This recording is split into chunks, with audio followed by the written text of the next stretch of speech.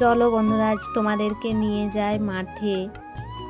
আর আমি আর আমার মেয়ে বেরিয়ে পড়েছি। আর মাঠে যেহেতু প্রচুর রোদ, তার জন্য দুজনে দুটো ছাতা নিয়ে আর হেঁটে হেঁটে যাচ্ছি।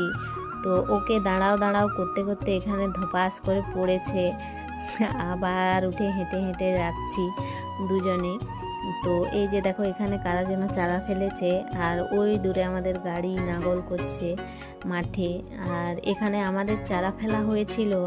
তো এতটা রাস্তা পেরিয়ে আসলাম, অনেক জায়গায় চারা ফেলা আছে, কিন্তু আমাদের চারাটা মনে হয় একটু বেশি বড় হয়েছে।